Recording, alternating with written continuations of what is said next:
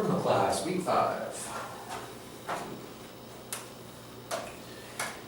So this week we went through indecency and prostitution. And a lot of this had to do with the Hart-Devlin debate and what is the role of criminal law. Should it be based on the harm principle, or should it be based on the morals of the majority, and how do you strike a balance between those two? Which is a very difficult question. So start with R. LeBay. The facts in the case are that LeBay was running a body house in Montreal, and you could become a member, and there were group sex parties if you were a member. You had to have an interview, you had to pay a fee, it was only members allowed, and there was 3 floors to the location, and it was only on the 3rd floor through a door with a doorman and a numerical code could you get into the 3rd floor where the sex happened. So he was charged with keeping a common body house for the purpose of indecent acts. Now, this is an interesting case of the judges emphasizing different facts in the case, because McLaughlin and the majority emphasized the exclusivity that I just emphasized. So the volunteer membership, the 3rd floor, the fee, the interview, the numerical code, the doorman. And what Justice McLaughlin did was distinguish between moral and legal indecency, and suggested that if we are going to use punishment and possible imprisonment for something someone is doing, then there should be an objective test. We need a legal definition of indecency. And this is to create clarity for the people that are expected to follow the laws, and also to reduce police discretion when arresting people for indecency. So what McLaughlin suggested was a harm-based test, a more objective test where you can look at the evidence. And she's trying to create a paradigm where we use a more quantifiable objective test for determining indecency. And the test is, it questions the nature and degree of the act of possibly indecency. So you'll notice how much this is based on the harm principle, but so it is indecent criminal conduct if, by its nature, the conduct at issue causes harm, bingo, or presents a significant risk of harm to individuals or society in a way that undermines or threatens to undermine a value reflected in and thus formally endorsed through the Constitution or similar fundamental documents.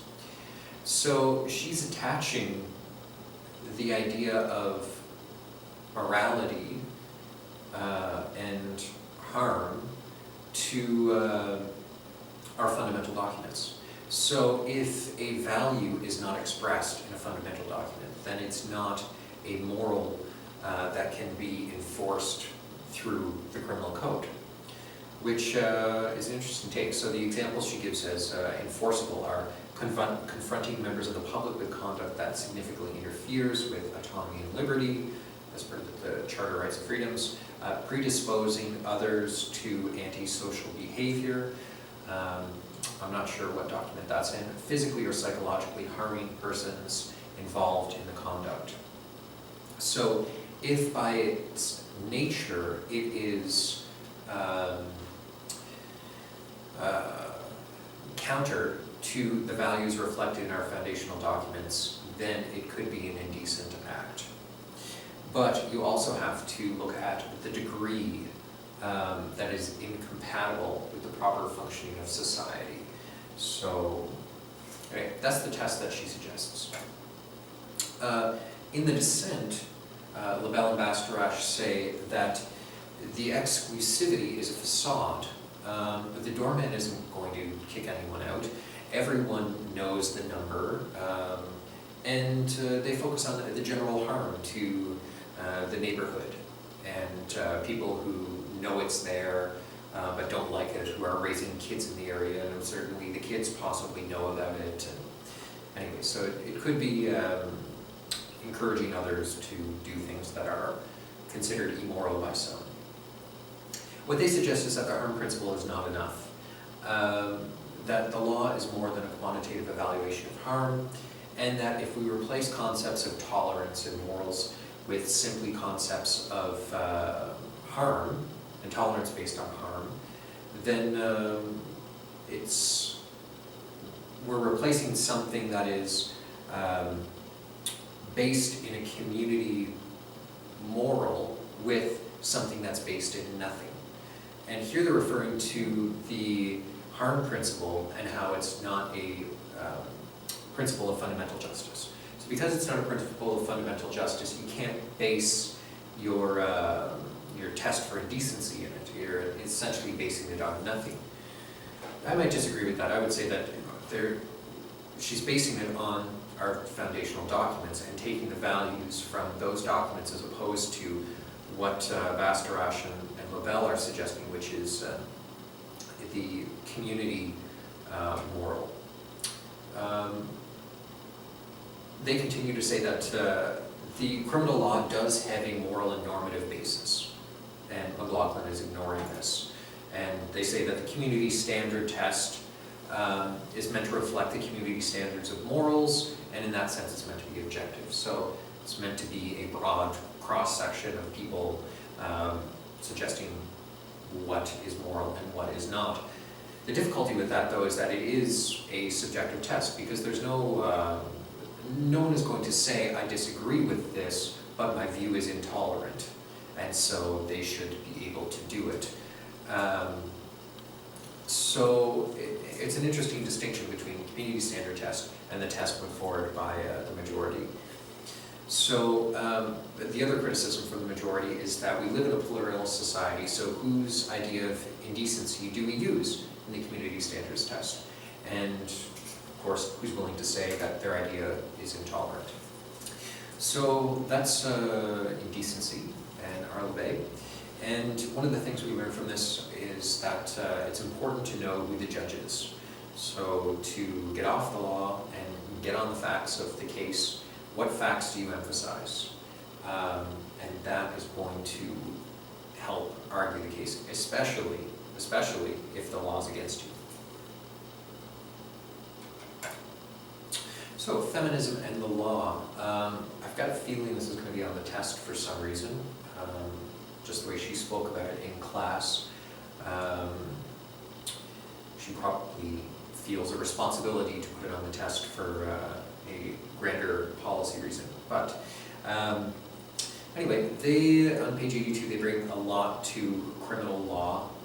And one of the broader ideas they brought was that just because you say it's rational and objective doesn't mean it is, especially if you are all of the same race, age, socioeconomic background. Then perhaps the uniformity of your collective might be creating some bias in what you consider to be rational and objective.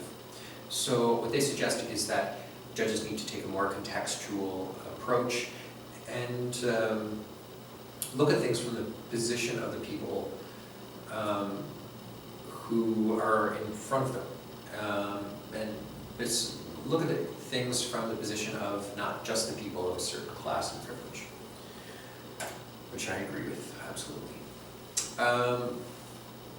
Feminism and the law, so now returning to prostitution, there are many views, feminist views on prostitution, but generally they might fall into two camps according to class.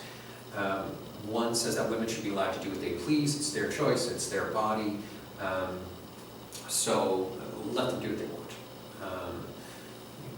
Laws against sexuality, laws infringing what a woman can do with her body are oppressive, and same would go for men as well. Or prostitution is part of an inherent gender inequality in the region. there is no free choice. Anyone who can won't choose that option. So in this case, they're saying that prostitution should be gradually reduced, and we shouldn't have any prostitution. And it's because it reflects the gender equality, and it's not anything anyone would ever choose to do given a better option. So that people assume, this is assuming that the people who are doing it don't have better options ever. So we take a while looking at prostitution. There's a number of reports and references and cases that deal with it. The first we're going to look at is 1985, which is 18 years ago now. And it discusses the criminal code with regards to prostitution. And basically, the criminal code doesn't prohibit prostitution directly. However, it does prohibit communicating for the purpose of engaging in prostitution, living off the avails of prostitution, and keeping a common body house. So sections 210, 212, and 213 of the criminal code. In 1985, they recommend that the draconian moral laws typically have marginal impact on behavior patterns, and they think that or I suppose they also think that the criminal law has a wider legitimate purpose than is often claimed. It is a reflection of the values of society. So here they're suggesting that the criminal law does have the powers that Lebel and Bastarache suggest, which is to create a normative order and reflect morals in some sense beyond what is described in the foundational documents. However, the laws in this case may simply be ineffective at changing behavior patterns. And they offer some specific recommendations as to how to improve them. They suggest reworking the criminal code around pornography so that it's based on maintaining the quality, dignity, and physical integrity of the person involved, as opposed to being outlawed based on concepts of sexual immorality. Withdraw the sanctions against simple soliciting and allow prostitutes to receive customers in their home, and they recommend the possibility of allowing small prostitution establishments. They recommend, and this is based on the harm principle, that sanctions should only be for conduct that causes actual adverse effect on the neighbors and the environment. And it's also important to provide people a safe alternative to the street or parked cars. So here they're focusing on the health and welfare of prostitutes as opposed to the immorality of the profession. So they also recommend only procuring prostitution through coercion or threats should be criminalized. So negotiation is fine. Procuring children for sexual activity for reward should remain criminal, and being paid through the young person's prostitution is also criminalized. But they do not recommend criminalizing the behavior of young persons.